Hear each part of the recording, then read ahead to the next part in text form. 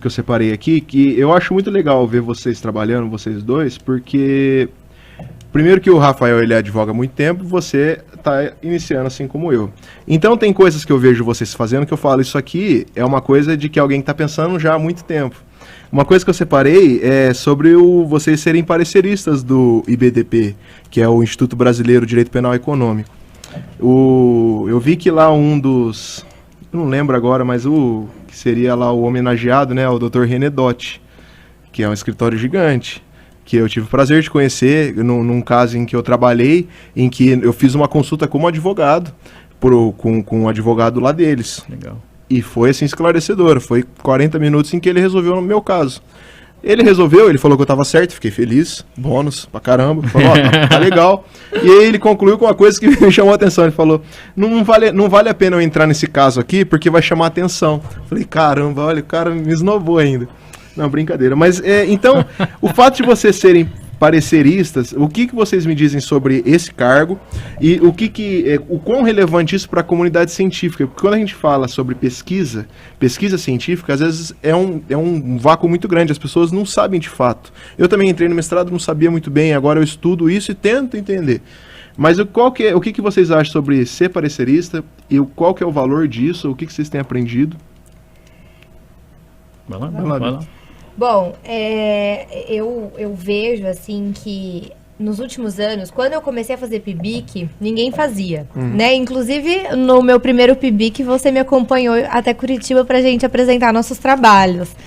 E eu me lembro que pouca gente na faculdade fazia e logo na sequência muita gente começou a se interessar porque queria fazer PIBIC, porque queria fazer pesquisa e especialmente após a pandemia, a gente teve um boom aí nos processos seletivos de mestrado, nos congressos, apresentação de trabalho. Isso eu percebi porque a gente também trabalha na Comissão da Advocacia Criminal de Londrina e outros projetos, o Centro Acadêmico, que eu acabo acompanhando.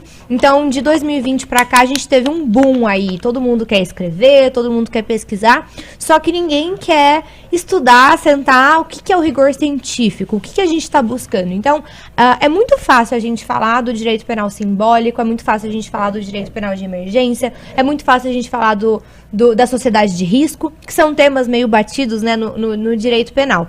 Mas o que eu penso particularmente é quando eu vou escrever um artigo, quando eu vou desenvolver uma pesquisa, em especial minha dissertação de mestrado. Onde eu quero chegar? O que eu vou contribuir socialmente, academicamente e para a advocacia, que eu acho que é muito importante eu trabalhar questões práticas, o que eu vou contribuir para a sociedade. Então, qual que é o efeito prático que isso vai ter? O que isso vai agregar nas pessoas que estão vindo depois de mim? Eu acho que esse é o primeiro ponto. Então, quando a gente vai dar um parecer, pelo menos, falo por mim, quando eu vou dar um parecer de um trabalho, ou quando eu vou participar de uma banca de trabalho de conclusão de curso, eu sempre tento buscar o que isso vai agregar para quem está lendo. Você tem que fazer um trabalho de conclusão de curso, tem que fazer um artigo. Gente, você passou 5 anos estudando. Se você não dá conta de desenvolver um tema que você goste, peraí, tem alguma coisa errada, né? Então, quando a pessoa se dispõe a escrever um artigo, é legal e tal, mas eu acho que a gente tem que levar a rigor. Eu tenho dó, mas tadinho, mas ele se esforçou. Mas não se esforçou o suficiente. Então, porque eu não quero que alguém me passe ou me aceite ou aceite o meu projeto de pesquisa porque, tadinha, ela se esforçou. Não, eu quero que o meu projeto seja escolhido porque ele tá bom.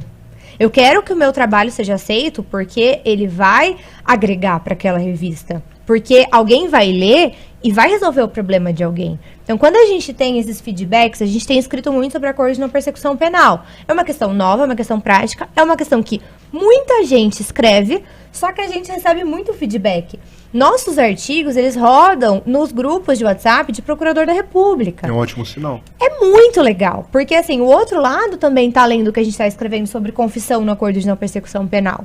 Recebi um feedback ontem de um colega do mestrado, poxa, recebi o boletim do IBCCRIM, nossa, vocês estão namoradas, estão em todas. Adoro o que vocês escrevem muito bem. Então assim, quando eu vou ler um artigo para dar um parecer, para aprovar ou não, enfim, eu busco Vê onde que aquela pessoa quer chegar. Se não tá suficientemente aceitável, se não tá suficientemente claro, então volta, refaz a pesquisa. Usa aí mais 1 ou 2 meses, repense aquilo que você tá querendo passar para o mundo. Porque a gente publicar por publicar, você consegue publicar em qualquer lugar. Mas a gente tem que valorizar quem realmente se esforçou. É a mesma coisa de um TCC.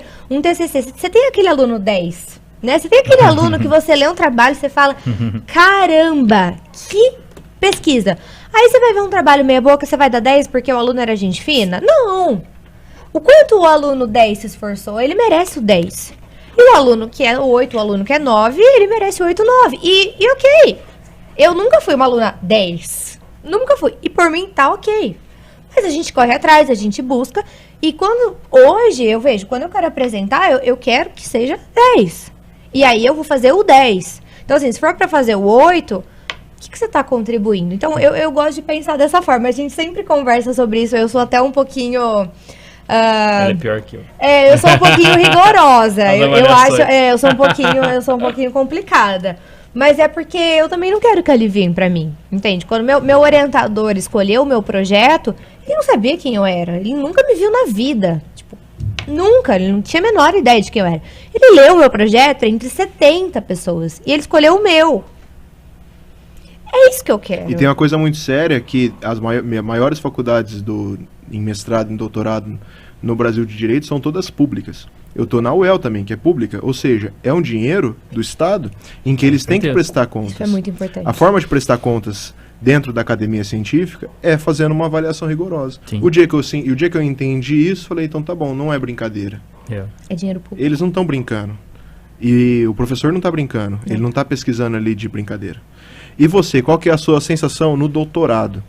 Porque eu sinto assim, eu estou no mestrado e eu estou engatinhando. Eu ainda não consigo... lógico que eu escrevo, eu pesquiso, mas você ainda não tem aquele conhecimento assim que é grande. Então você não... Às vezes não sabe nem uma bibliografia pesquisa de onde começar. Como que é no doutorado, quando você já está mais velhaco? Bom, acho que a vantagem do doutorado é que você tá mais esperto. Você é muito velho, hein? Falei velhaco. Não, mas com certeza. Tem gente que é doutora e aos 20 anos. A vantagem de estar no doutorado, e você cursa disciplinas com quem está no mestrado. E você percebe isso. Quem está no mestrado, e é natural, ele está menos maduro, a maneira de se relacionar na aula. O pessoal do doutorado já é mais macaco velho, sabe como que funciona. E daí, claro, por que você está no doutorado, já passou o mestrado, naturalmente você aprendeu a pesquisar. Isso te ajuda muito. No entanto, ao mesmo tempo que te ajuda, as tuas discussões naturalmente ficam mais complexas. Você começa a ter um debate que é um debate muito mais abstrato. Isso te exige muito, né? Teve uma matéria que eu fiz que a Beatriz falou, você vai ficar doido. Porque o sujeito, ele era um gênio, assim, ele era um gênio, mas ao mesmo tempo ele era um carrasco. Essa foi a melhor matéria que eu fiz. No final eu falei, olha, agradeço tal, e ele sabia tudo, de todas as correntes filosóficas, sociológicas, era uma coisa impressionante. E daí ele falou assim, olha, direito penal, direito civil, todo mundo estuda, mas a questão de filosofia, de você entender, é isso que faz um doutor. E foi uma das matérias mais legais, assim, é um sujeito, um professor que eu considero muito, ele é o orientador do Clayton, da PUC, mas você tem uma discussão que é mais abstrata. Então, todo o debate do doutorado ele é um pouco mais abstrato. Mas, ao mesmo tempo, você ganha tempo que você aprendeu a pesquisar. Você já sabe aonde pegar, você vai entendendo ali onde estão as coisas. Talvez o processo do mestrado ele seja mais doloroso, no sentido assim, do que eu estou fazendo, de como fazer. O doutorado ele acaba sendo mais light, porque você já sabe o caminho. Eu já ouvi isso. Porém, depois você tem a tese. E daí a tese é uma bomba. A tese é uma bomba porque você vai ter que criar algo ali e sustentar aquele caminho e vai apanhar numa banca. Mas talvez as disciplinas elas sejam mais tranquilas quanto a isso. A não ser o debate, que é um debate mais abstrato. Então, se você for lá um sujeito que é marxista, o debate vai ser muito longe ali do que é marxismo, mas mais nesse sentido.